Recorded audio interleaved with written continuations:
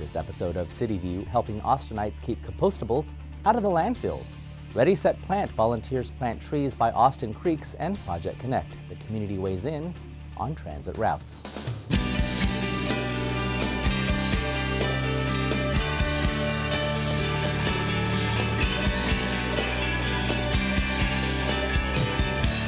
Hi, thanks for joining us. I'm your host, Renee Tejas. Well, next time you drive through an Austin neighborhood, you may notice an increase in green carts set out by the curb.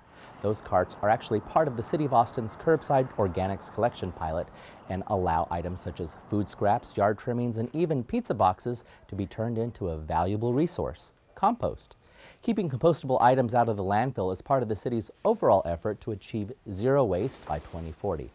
About 7,900 households are already participating in the pilot, but beginning February 24th, an additional 6,500 homes will be included in Phase 2 of the pilot program. By putting food scraps in their green organics carts instead of their trash carts, customers can also reduce the size their trash cart is and pay less in utility fees. In the first year of the pilot program, nearly 2,000 tons of organic materials were collected by city crews and taken to a local composting facility. We'll keep you posted on how many additional tons of compostables we collect in year 2. And while Austinites are taking actions to improve the environment, your City Council recently took actions at the latest City Council meeting. In the wee hours of Valentine's Day morning, the Austin City Council gave the initial okay to limit the number of unrelated people living under the same roof. The proposal would cut down the number of occupants from 6 to 4 and is intended to curb what many refer to as stealth dorms, or homes which house several roommates, often college students. Friday's vote is one of 3 that the council will need to eventually put the cap into effect. Some people drink hot cocoa on the couch when the weather comes, but some people bundle up and they plant trees. These hardy volunteers participate in the Ready, Set, Plant program, which is a partnership between the City of Austin, Parks and Recreation Department, Watershed Protection Department, and the local nonprofit Tree Folks. The program focuses on planting small bare root seedlings along creeks because their small trees have small needs. This winter, volunteers planted 11,000 native tree seedlings. I think they're really helpful because they turn carbon dioxide.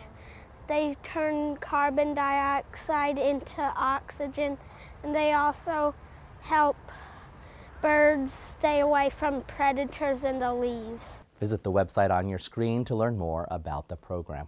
Well, residents were recently invited to the first public workshop of Phase 2 of the Project Connect Central Corridor Study. This was to discuss possible transit routes and service characteristics for East Riverside, Highland, and the downtown core.